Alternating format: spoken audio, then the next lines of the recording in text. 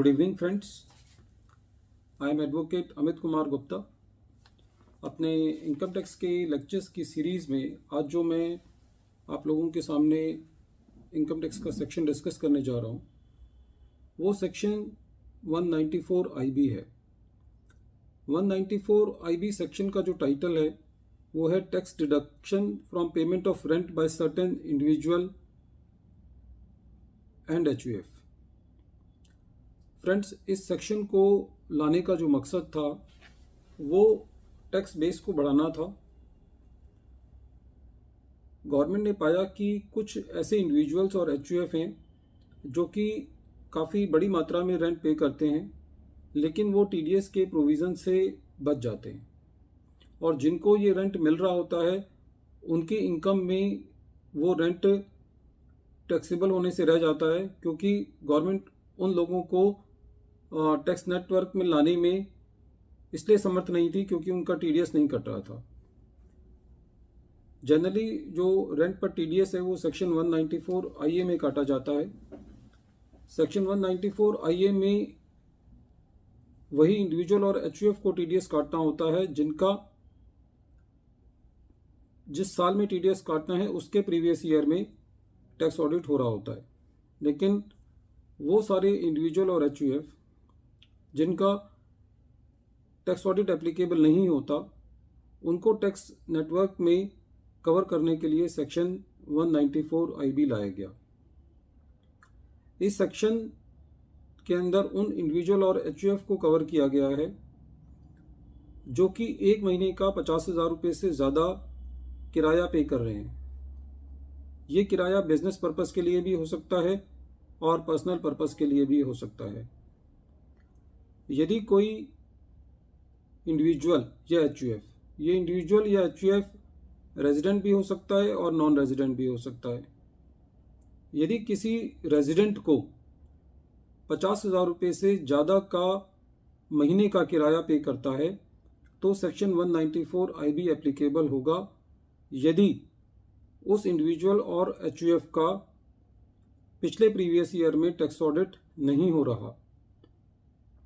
Friends, इस section को जो लाने का मकसद था वो ये था कि कई लोग ऐसे थे जिनका सैलरी के अंदर बहुत बड़ी बड़ी सैलरीज हैं और वो उनको HRA मिल रहा होता है और वो काफ़ी रेंट जो है वो पे कर रहे होते हैं और बड़ी अलाइड प्रॉपर्टीज़ को एंजॉय कर रहे होते हैं। तो सेक्शन 194 IB के अंदर उनको कवर किया गया। जो सेक्शन 194 IB है उसके अंदर जो TDS का रेट है वो 5% का है।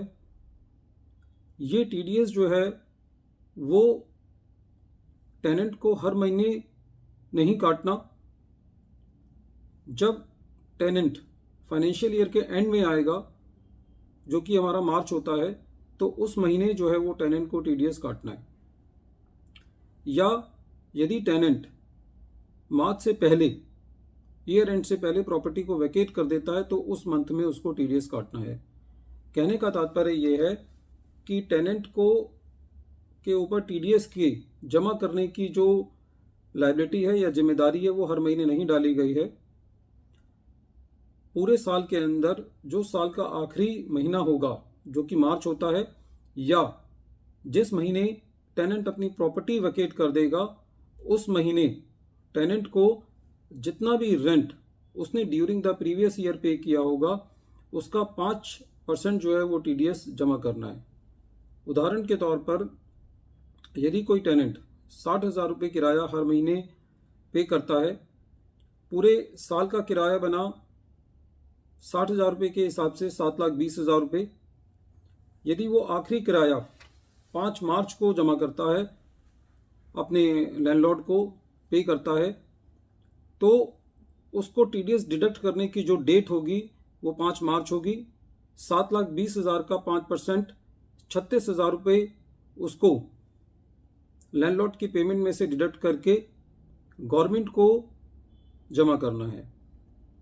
सेक्शन 194 IB के अंदर जो TDS जमा करने की आखिरी डेट है वो जिस महीने में टेनेंट ने TDS डिडक्ट किया है या पे किया है उससे अगले महीने की उससे अगले महीने में 30 दिन के अंदर जो है ये टीडीएस जमा करना है। हमारे केस में यदि टेनेंट ने 5 मार्च को टीडीएस डिडक्ट किया है तो टेनेंट को 30 अप्रैल तक ये टीडीएस जो है वो जमा करना है। सेक्शन 194 आईबी की कंप्लायंस के लिए 10 के प्रावधानों को लागू नहीं किया गया है। जिस तरीके से सेल ऑफ प्रॉपर्टी के केस में टीडीएस जो है वो पैन नंबर से ही काट लिया जाता है, इसी तरीके से सेक्शन 194 आईबी में भी टीडीएस काटने के लिए 10 नंबर लेने की ज़रूरत नहीं है और टेनेंट जो है वो अपने पैन नंबर से ही और लैंडलॉर्ड के पैन नंबर से ही ये टीडीएस जो है वो जमा हो जाएगा। इस प्रोविज़न में एक बात ये भी महत्वपूर्ण है कि इसमें ये ज़रूरी नहीं है कि लैंडलॉर्ड जो है वो क्या कहते हैं प्रॉपर्टी का मालिक हो। खाली ये सफिशिएंट होना चाहिए कि यदि टेनेंट जो है लैंडलॉर्ड को या किसी भी पर्सन को रेंट पे कर रहा है तो ये प्रोविज़न जो है वो लागू हो जाएगा। जो टेनेंट है वो रेजिडेंट भी हो सकता है, नॉन रेजिडेंट भी हो सकता है, लेकिन ये प्रोविज़न तभी लागू होगा जब लैंडलॉर्ड जो है वो रेजिडेंट होगा। कहने का तात्पर्य ये है कि यदि लैंडलॉर्ड नॉन रेजिडेंट है तो सेक्शन 194 आईबी के अंदर टीडीएस नहीं कटेगा और उस केस में जो टीडीएस है वो सेक्शन 195 में कटेगा, जिसके अंदर टीडीएस का रेट 30% होता है और वहाँ पे सेस और सरचार्ज भी एप्लीकेबल होता है। और सेक्शन 195 की एक खास बात ये भी है कि उसमें कोई भी मिनिमम एग्जम्पशन नहीं होती। यदि 10 रुपये भी किराया कोई टेनेंट जो है वो नॉन रेजिडेंट लैंडलॉर्ड को पे करेगा तो उसको उस पर टीडीएस काटना होता है। इस केस में यदि लैंडलॉर्ड के पास पैन नंबर नहीं है तो टीडीएस का रेट जो है वो 20% होगा।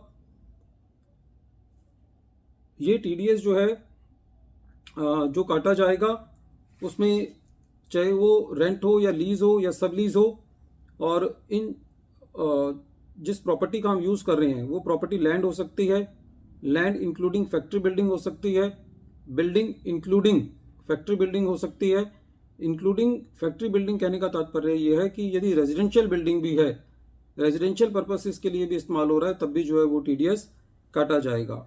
यदि मशीनरी के लिए रेंट दिया जा रहा है, फर्नीचर है, इक्विपमेंट है, प्लांट है, फिटिंग्स है, तो इन सब चीज़ों के लिए जो है सेक्शन 194 आईबी के अंदर टीडीएस एप्लीकेबल होगा। एक और इसमें जो इम्पोर्टेंट बात यह है कि यदि टेनेंट ने टीडीएस डिडक्ट नहीं किया तो उसको 1% इंटरेस्ट पे करना होगा from the date of the deduction of the TDS to the date of the payment of the tax. और जो डिले होता है, यदि एक दिन का भी डिले हो जाता है किसी महीने में, सपोज करो एसएससी को 30 अप्रैल को टीडीएस जमा करना है मार्च का और वो 1 मई को जमा करता है तो उसके ऊपर 3 महीने का ब्याज लग जाता है, क्योंकि डेट ऑफ डिडक्शन जो हमने एग्जाम्पल अपने केस में कवर किया वो 5 मार्च था, पूरे मार्च का ब्याज लग गया, अप्रैल पूरा कवर हो गया और क्योंकि हमने 1 मई को किया तो 1 मई भी पार्ट ऑफ द मंथ जो है वो फुल मंथ जो है वो ट्रीट किया जाएगा। फ्रेंड्स, इस 194 आईबी को का जो डिफ़ॉल्ट है वो काफ़ी होने के चांसेस इसलिए हैं क्योंकि 194 आईबी उन असेसीज पर लागू है जो असेसीज टैक्स ऑडिट में कवर नहीं होते, और जो असेसीज टैक्स ऑडिट में कवर नहीं होते वो जनरली प्रोफेशनल्स की सर्विसेज को हायर नहीं करते। ये सेक्शन जो है फाइनेंस एक्ट 2017 में लाया गया था और 1 जून 2017 से लागू है। इस 194 आईबी के बारे में लोगों के बीच में ज़्यादा जिज्ञासा नहीं है, ज़्यादा जानकारी नहीं है, इसीलिए इस वीडियो को बनाने का मेन मकसद है कि यदि किसी का डिफ़ॉल्ट इस सेक्शन में हो रहा है तो वो अपने इस डिफ़ॉल्ट को बचाए, क्योंकि नॉर्मल प्रोविजंस में हर महीने टैक्स जमा करना होता है, इसके अंदर खाली एक बार जमा करना है, इसलिए भी ध्यान से रह जाता है। प्रोफेशनल्स इन्वॉल्व नहीं है उन एसएससीज के केस में, तो इसलिए भी जो है टीडीएस का डिफ़ॉल्ट होने के चांसेस हैं। जो सैलरीड एम्प्लॉयज़ होते हैं वो अधिकतर अपनी रिटर्न खुद ऑनलाइन जाके फाइल करते हैं, गवर्नमेंट भी प्रमोट कर रही है, लेकिन उनको इन जैसे टेक्निकल प्रोविजंस का जानकारी नहीं होती। तो इसलिए फ्रेंड्स सेक्शन 194 IB की जानकारी होना उन असेसीज के लिए बहुत ज़रूरी है जो अपना किराया 50,000 रुपये से ज़्यादा पे कर रहे हैं, चाहे वो कमर्शियल रेंट है चाहे वो रेजिडेंशियल रेंट है। TDS के प्रोविजंस बड़े स्ट्रिक्ट होते हैं। यदि TDS का डिफ़ॉल्ट रह जाता है तो आपको TDS भी भुगतना पड़ता है, उस पर इंटरेस्ट भी भुगतना पड़ता है, और जो हमें चालान जमा करना होता है 26 QC जो लास्ट डेट होती है, फिर उसके बाद 200 रुपये पर डे के हिसाब से फीस भी जो है वो असेसी को जमा करनी पड़ती है। Friends, I hope that the deliberation on this section, that is section 194 IB, will be very helpful for those assessees or tenants who are paying rent more than 50,000 per month. इसमें एक चीज़ और friends मैं बताना चाहता हूँ कि जहाँ पे लैंडलॉर्ड का पैन नंबर नहीं होता वहाँ पे एसएससी को 20% TDS काटना है। इसमें एक केस मैं डिस्कस ये करना चाहता हूँ कि जो हमने एग्जांपल लिया, सपोज करो 60,000 रुपये का किराया था और पूरे साल का किराया बना 7,20,000 रुपये। यदि हम 7,20,000 रुपये का 20% निकालते हैं और हम ये देखते हैं कि जो आखिरी महीने का किराया है वो 60,000 रुपये है, तो 7,20,000 का 20% करीबन 1,40,000 रुपये आता है, जो कि 60,000 से भी ज़्यादा है। तो टेनेंट को 1,40,000 रुपये TDS जमा करना है और जो किराया है वो खाली 60,000 रुपये देना है। तो इस केस में इस सेक्शन के अंदर ये बात कही गई है कि विच एवर इज लेस जो है वो आप TDS जमा कर दीजिए, क्योंकि टेनेंट के लिए संभव नहीं होगा कि वो लैंडलॉर्ड से बाकी का अमाउंट वापसी ले। 60,000 रुपये उसको पे करना है लैंडलॉर्ड को और उसका TDS जो है वो 1,40,000 रुपये जमा करना है। तो यदि टेनेंट 60,000 रुपये भी TDS जमा कर देगा तो सेक्शन 194 IB के प्रोविजंस का पालन हो जाएगा। Friends, once again I am repeating the title of the section. The title of the section is tax deduction from payment of rent by certain individual HUF, and this section is applicable for those individual and HUF who are not getting audited under section 44 AB. Thank you friends. Thank you.